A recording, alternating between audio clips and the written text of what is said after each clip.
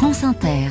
Il est 5h13 sur France Inter. Chaque vendredi, on retrouve la chronique consacrée au monde marin. Bonjour José-Emmanuel Lamarque. Bonjour Marion Lourd. Et ce matin, dans votre chronique littorale, vous recevez une économiste de la mer. En la personne de Claire Joly, Marion. Claire Joly, bonjour. Bonjour José-Emmanuel. Claire Joly est économiste, elle est en charge du programme d'économie de la mer à l'OCDE et c'est aussi une navigatrice. Claire Joly, qu'est-ce que ça veut dire être économiste et s'occuper de ce programme économique de l'OCDE? Vous nous rappelez ce que c'est que l'OCDE? Alors l'OCDE, l'Organisation pour la coopération et le développement économique, qui est chargée de fournir non seulement des données statistiques pour supporter les gouvernements qui sont membres de l'OCDE, mais aussi de donner des conseils aux gouvernants. Et on travaille sur toutes les questions qui sont liées à l'environnement, qui sont liées à la croissance économique. Combien de gouvernements en gros dans l'OCDE? Dans l'OCDE, nous avons 38 pays membres, plus d'une centaine de partenariats avec d'autres. Vous êtes la femme qui compte alors pour la mer et l'océan à l'OCDE. L'OCDE s'occupe beaucoup de questions liées à l'océan parce que l'océan gagne en importance sur les agendas politiques au niveau mondial. Bien, on compte beaucoup justement lorsqu'on regarde l'océan parce que l'océan est souvent vu comme une frontière économique toute nouvelle, mais en fait, c'est pas vraiment le cas. Depuis toujours, on a utilisé l'océan pour pouvoir en tirer des bénéfices économiques. Actuellement... Et depuis très longtemps. Hein. Depuis très longtemps. Bartholomé Diaz, Magellan. Et même nos collègues anglais, n'est-ce pas, avec Sir Walter Raleigh qui disait « Quiconque commande à la mer commande le commerce.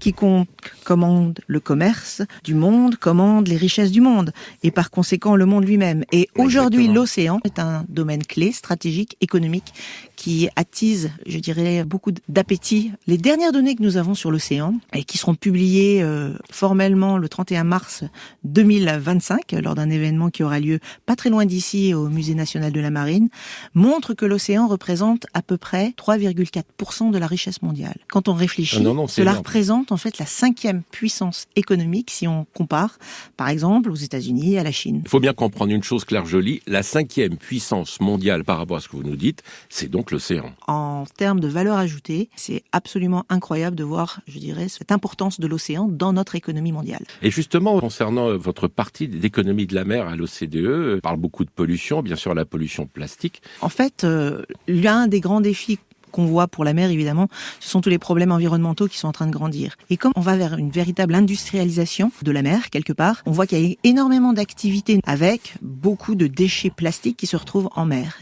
Donc non seulement la pollution actuelle impacte la mer, impacte la biodiversité, mais aussi à cause de gros dangers pour la navigation. Nous avons sorti il y a peu de temps un rapport pour regarder l'évolution possible du plastique à 2040, plus 70% dans la production du plastique si on ne fait rien, avec plus 50% de pollution vers l'océan si on ne fait rien. Donc la question du traité actuel sera très importante.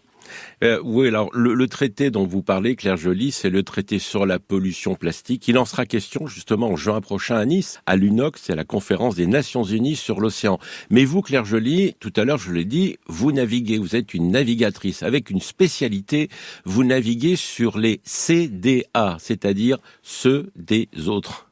Étant basée à Paris pour mes activités, je préfère effectivement avoir de bonnes relations avec les marins qui, eux, ont des bateaux pour pouvoir aller naviguer. Rendez-vous donc en juin à l'UNOC, les Nations Unies. Absolument, où l'OCDE sera partie prenante pour fournir encore une fois des statistiques, des données et quelques conseils pour pouvoir avoir une meilleure gouvernance de l'océan. Merci à vous Claire Joly, Madame Économie de la mer à l'OCDE, un site internet ocde.org et puis l'OCDE et l'océan, c'est ocde.org/océan. Bonne journée Marion Lourd. Bonne journée José-Emmanuel Lamarque.